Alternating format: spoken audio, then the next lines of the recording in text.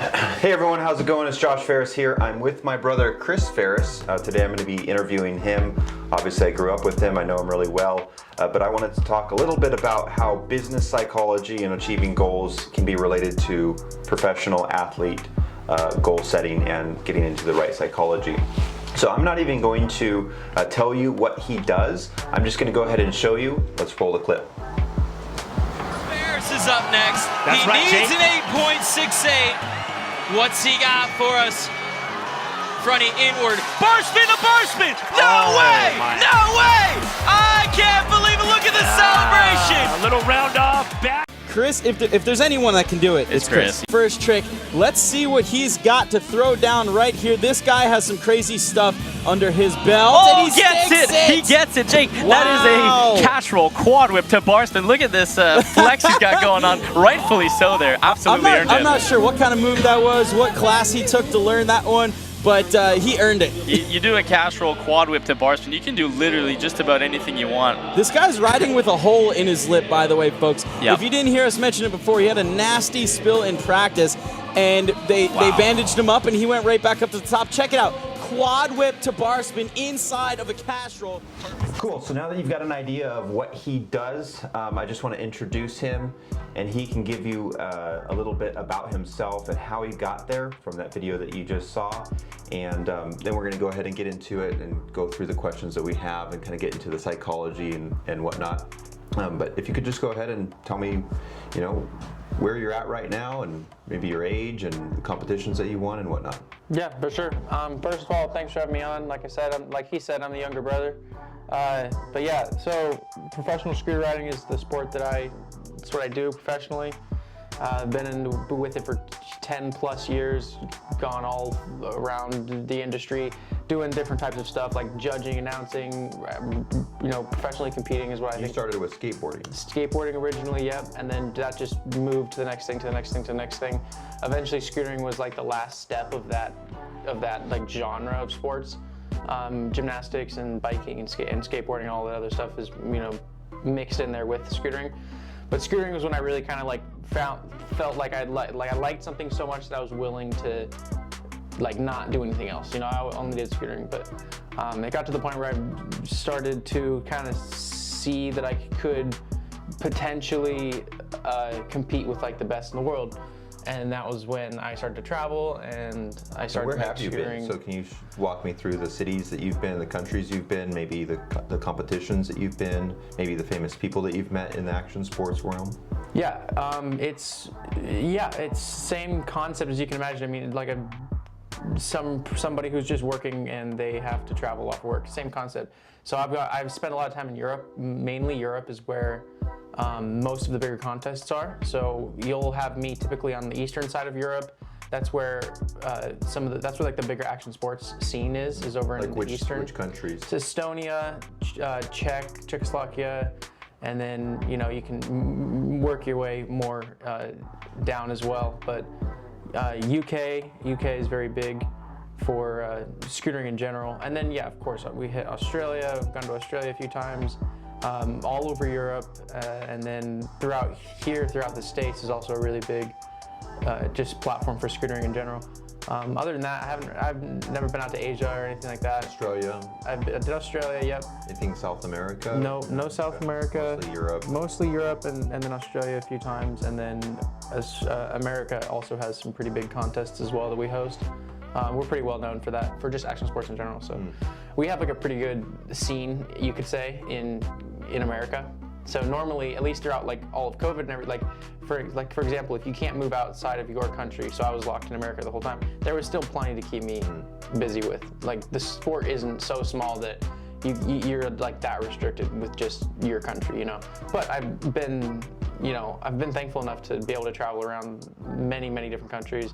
I'd say my favorite out of all of them I've been to is Spain. I love you actually Barcelona. You went to Barcelona, you got to check it out, you got to see what it was all about. And I really like Barcelona. I think Barcelona is probably my favorite. What events have you participated in? Like something that maybe somebody has heard about, or maybe an athlete that you've met, just to kind of give it a sense of what the rigor is. You know, maybe do you have world competitions once a year, you know, pre-COVID? What was your, you know, routine on a year basis, and what kind of competitions have you been in? Like if somebody wants to check you out, you're like, hey, I'm Chris Farris, and they're like, oh, you did this competition or something. Yeah, totally. The main contests were Nitro Circus, Action Space, and World Championships. Those were your 3 main contests that people are going to look up and find my name, and they'll find runs in those events that you know, will entertain the crowd. And then as far as people that I've met throughout it all, I mean, I've had you know, I've had the opportunity to meet quite a few, just like different celebrities and people of influence throughout this. But I'd say Travis Pastrana is probably my biggest influencer, just because of what he did in action sports directly.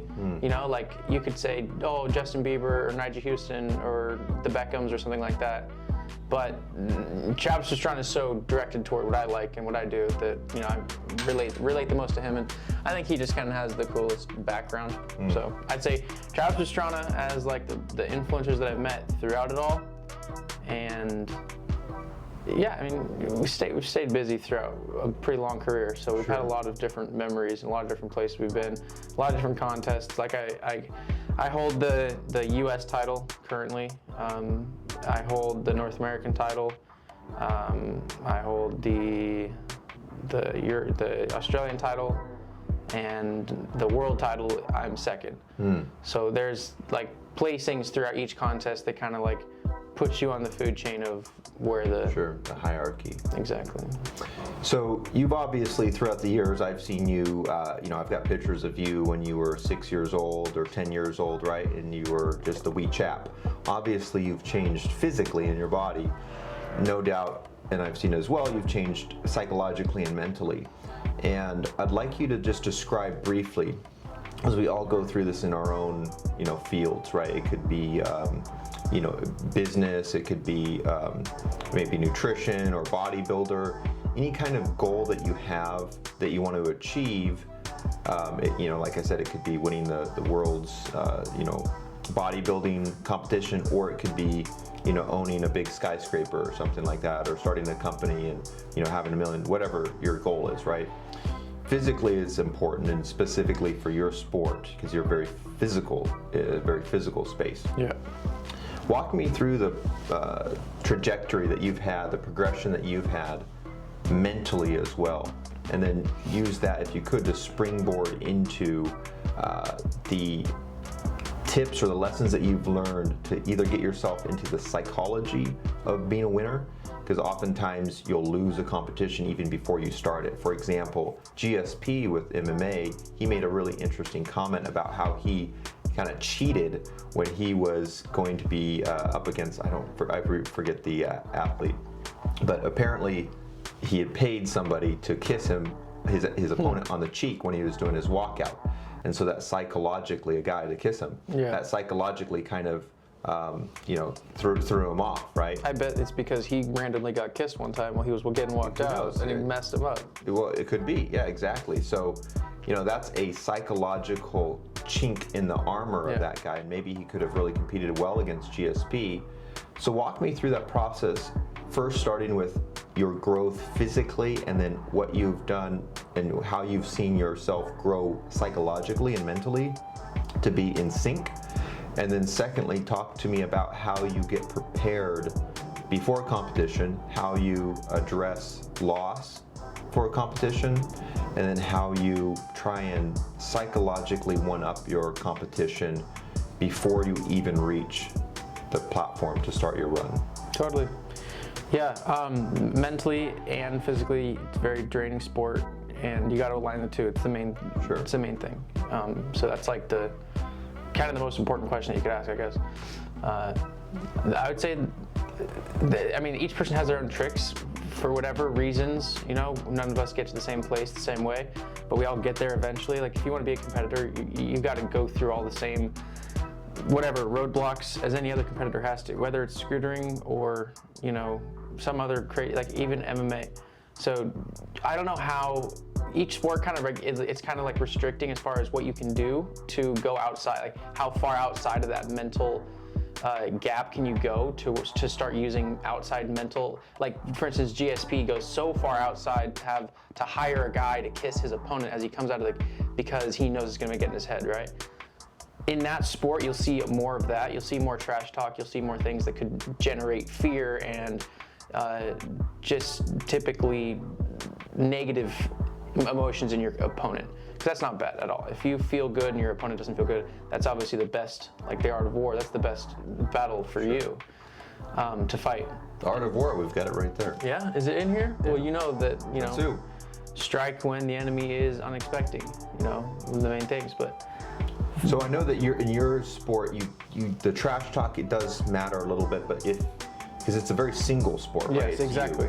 Where have you seen the trajectory grow? Like, you know, you've gone through injuries with your physical body. Yeah. What are the injuries that you've gone through mentally that you've had to overcome and achieve a hardening or an ability to get out of that maze of the mental pattern where, you know, maybe you're working out, you're staying healthy, but maybe you're mentally kind of off? How do you realign yourself so that you know, like, okay, I am mentally in sync with where I should be? Like, what has that trajectory been like? Like, how have you repaired yourself mentally from damages, and how have you learned to be better at climbing that? From those, yeah, I get that.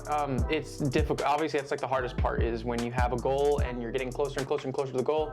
Something happens, like an injury, you know, worst case scenario, and now, boom, you have so much distance from you and your goal. You could be so close, and then one little thing could happen, and then now all of a sudden you're so far away.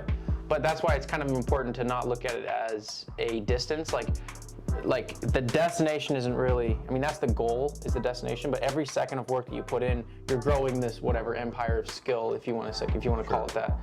So for me, like in my sport specifically, it's dangerous to have expectations. If I expect to have first, which I do, I always expect like, oh, I'm gonna get first, you know, like I wanna have that in my mind to be like the first thinking part of this contest, you know, or any contest. But it's hard because you have this expectation, you get hurt, now your goal is so far away, now you're just backpedaling, you know? And so how do you not plummet to the ground in that situation? It's like, it almost kind of goes along with what I just said, is not having expectations, but basically it's just not setting everything on the destination. If I put all my hope and you know, like everything that I value on what I could potentially do, it's never going to work out for me, because first of all, I'll never be able to do it the way I want to. I'll always fall short of the way I want to do it. And then secondly, I'll miss everything that was worth it along the way. And so you said something interesting a little bit ago. You said, what are the lessons that you learned to help you get out of the situation? And it really isn't, it's kind of one of those things where you might never even get out of it. You might just get stuck inside of this constant loop. It's like a failure loop, you know? It's like, well, I broke my leg when I was 16 and I never was able to, you know, rise above that in my head. And so now every time that I go to do that same trick, or every time I walk down that same street or go down that same staircase, I'm gonna have like the fear of breaking my leg. So it might never go away, but for me, the thing that I found to be the most important was having a clear goal throughout, even before the injury, or even before whatever it is that took your focus off of the main goal. You had to have had first started with that goal, you know. And so for me, that goal was win the world championships. If I have a goal, win the world championships, I break my leg, or I have you know, family stuff, or whatever the reason may be to take my mind off that goal, I can go out and deal with it. I can take a month off and I can go deal with it, and I can let my leg heal, and I can go talk to my mom or you, or have a family emergency or whatever, and then take 2, 3, 4, 5 months off even if I need to. Come back, and because I had that goal, I can just jump straight back into where I was. It might not be the same level and progression, but at least I can get right back into the same niche and not have to deal with, you know, 5 or 6 months of lost time. Correct me if I'm wrong, but it sounds like what you're saying is that part of overcoming the challenges, whether or not it's a physical injury that directly relates to a mental space, right? So obviously if you break your leg, which you did that one time when we were going to Barcelona, you had to come back from that physically and psychologically.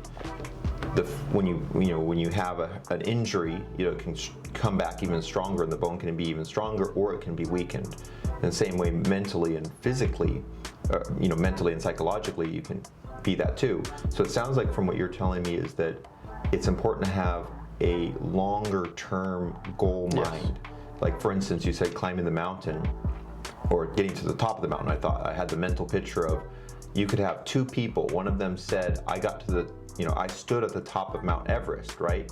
And the other person said, I climbed Mount Everest. Well, one of them could have had a helicopter go and drop them off, and they could have stood on the top, and maybe that was their goal. Who knows? Yeah. Maybe their goal was to stand on the top of Mount Everest, and if that was their goal, a helicopter ride to it and standing on top to look over, so be it, that's their goal. But some people, their goal was to climb the mountain, and it just so happened that the end of the finish line was standing at the top. But their goal wasn't necessarily to stand at the top, it was to climb the mountain 100%. It's a great example. And so if you fall back down, it's like, well, it's just about getting back up, and it's about the experience of doing it.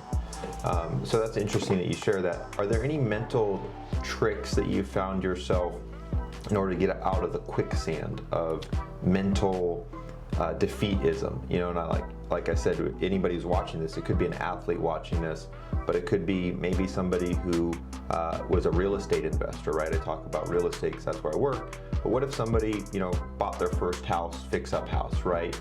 And they lost $10,000 because, whatever, they underestimated the cost of the kitchen, or, putting in new plumbing or piping or siding or whatever. They can either take that and learn from it and move on and progress past it, or they could take that and they could lose and stop. What have you found in your internal conversation?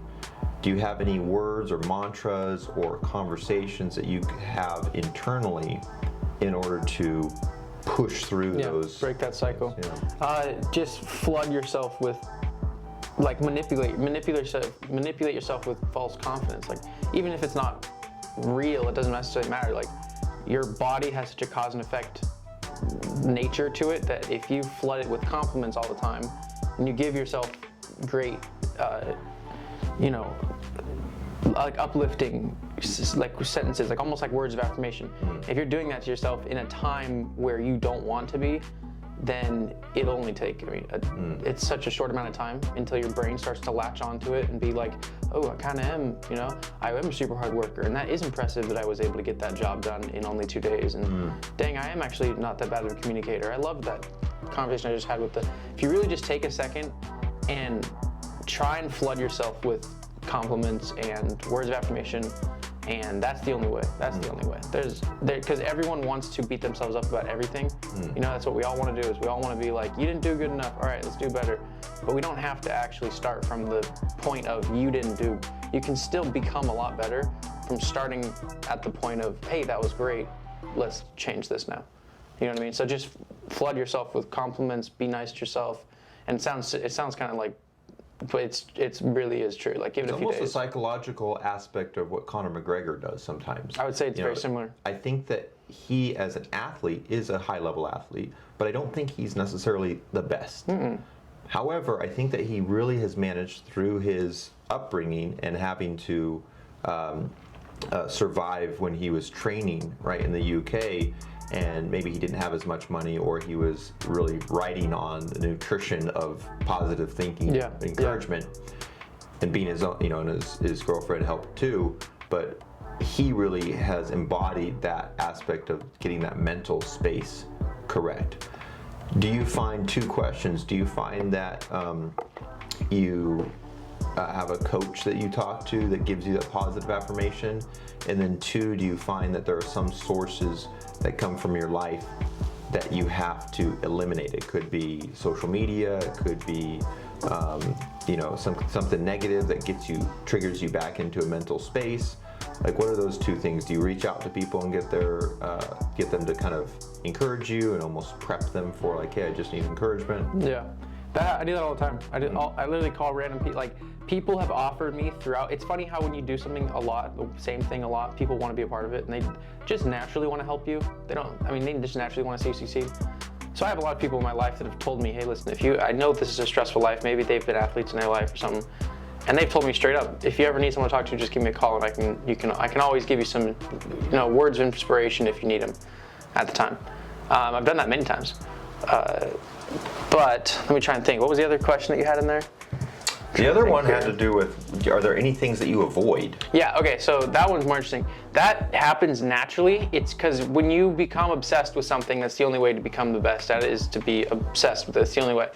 And when you do that, it's such a cliche thing, but it's so true.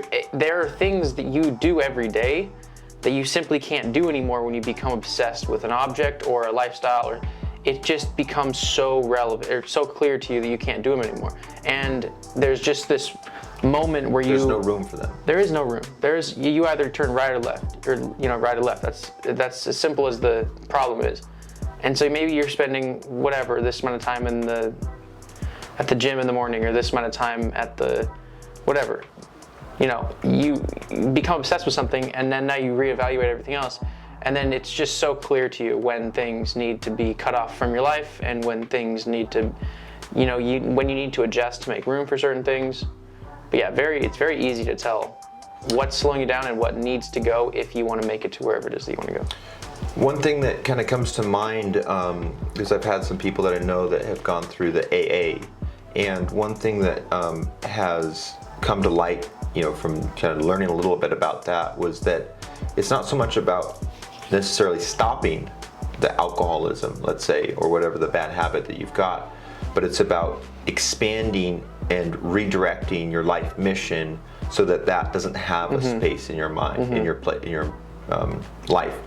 Meaning, if I ever have a time where I feel like I'm drinking too much, it usually means that there's not enough of art in my life, or exercise, or there's not enough life energy that I'm focused towards, or even work or something. I'm not feeling fulfilled in other aspects, and that's kind of a way to cope with my feeling of emptiness. Of course. Yeah. So it's not so much get rid of that; it's about kind of filling up that vase so it overflows. And those AA guys are smart. They know that it's tricky to get from the point of doing a habit every day to not doing mental jujitsu guys. I mean, they're basically locked up, and they have to mentally get out of that space, and they're very they've thought a lot about it. Yeah, they know how to get there. So yeah, I think it's a great example. I want to talk a little bit about goals, because people have different skills, right? So the reason that you can do what you're doing partially is because of your physique, right, and your genetics. Genetics, yeah.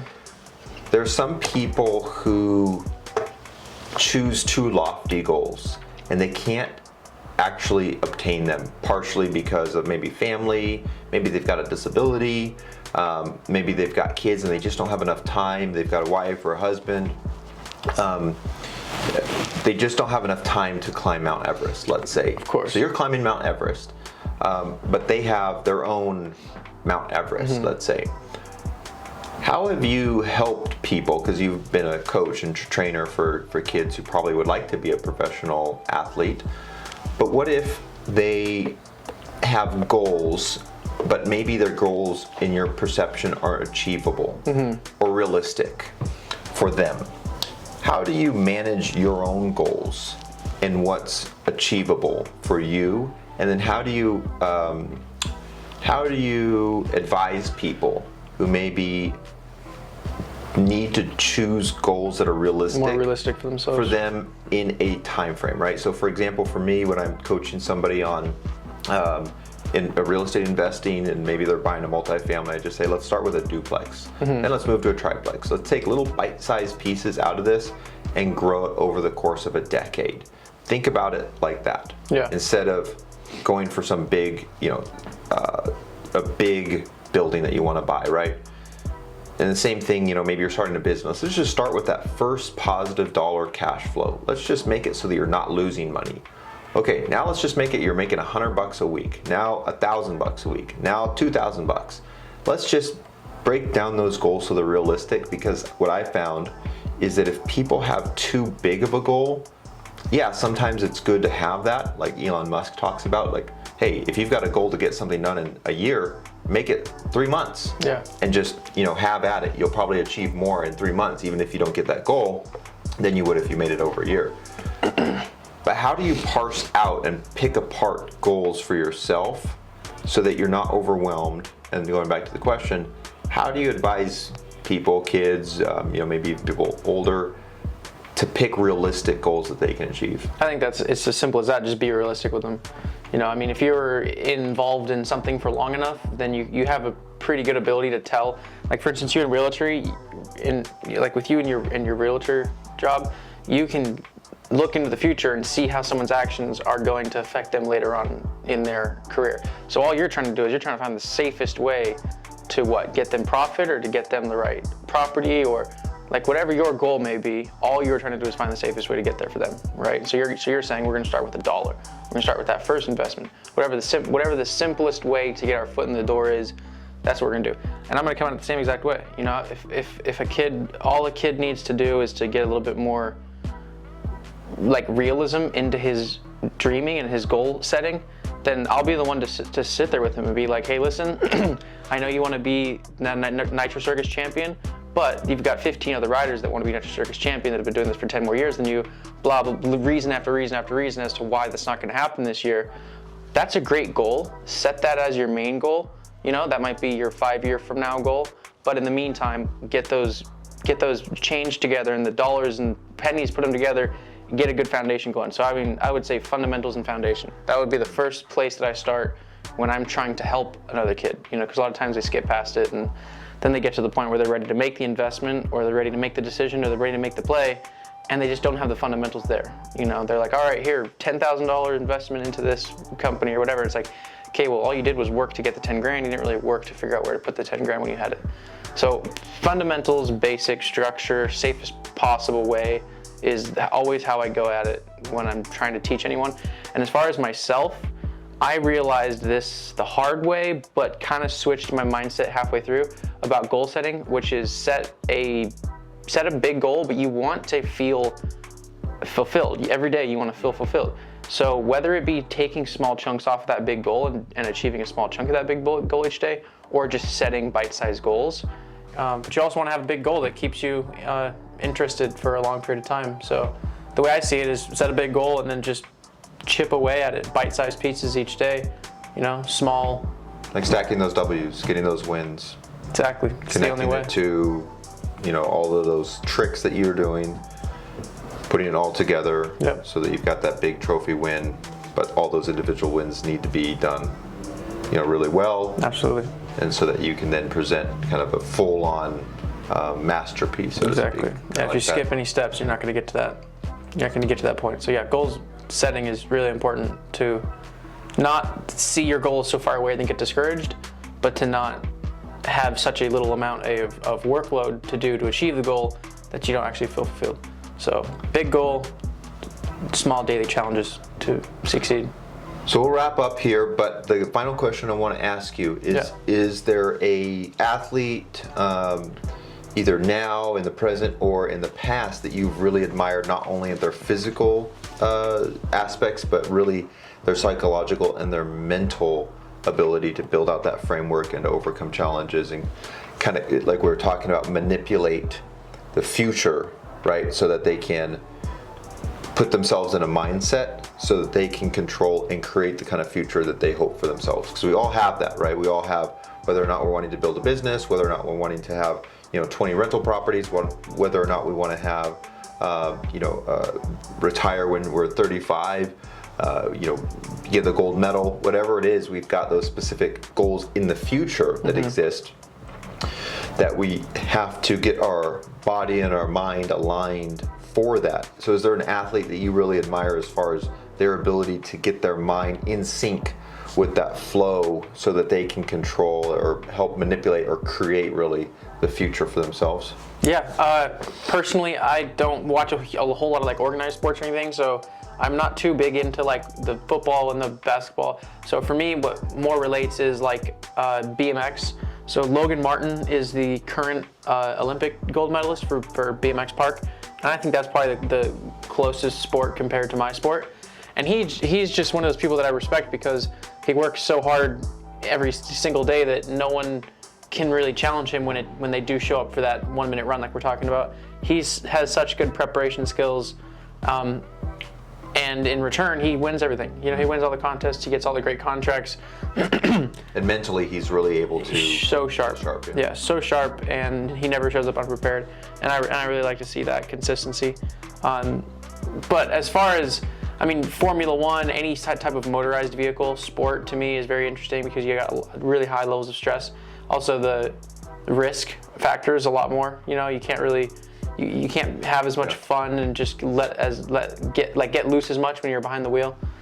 So yeah, anyone like Formula One drift car racer or any high speeds racer, anything like that, I got a lot of respect for. But then I'd say, like, all together, when it comes to influence in the entertainment world, I would say Conor McGregor and a couple of the other MMA guys, but Conor McGregor is at the top of my list as far as taking what he thinks or he envisions in his mind, putting it into reality, and mainly zooming out and seeing it for the big picture, not being so involved as to only think about what his influence on the event is going to be, but to get so far out that, you know, he's not only thinking about how the venue should set up the event, but he's also thinking about how can he sell the fight better, and he makes it, he just takes every factor He gets all of the audience involved in what he's doing. I think if anybody's an entrepreneur and they're starting a business, you know, they'll naturally tell other people what they're doing. Oh, I'm starting a new app business or something. If they've got the tools to get that, that's great, because you can get a group of people saying, hey, how's that business coming along? And they keep you encouraged and keep you motivated. But if you say that, right, and you really don't have the goods to back it up with, then you're just going to have those consistent losses where you're just all talk, but you're not actually putting in the work. You know, you're all about goals, and we all have people that we know like that. I mean, I know I've been like that at times, where you've got these goals and these dreams, but you don't do anything to actually achieve it. But in Conor's case, he gets the audience behind him so that they believe it so much, and you get a group of people believing about a certain future that's going to happen, and there's a good chance that the future is going to happen. Yeah, and even if you're in Conor's case, even if it doesn't go the way you want it to, you know, either way you're going to come out on top. Sure. Yeah, and I think he does a great job of taking his losses and actually making me believe that it's actually a win. Yeah. So that's, I think, an important aspect.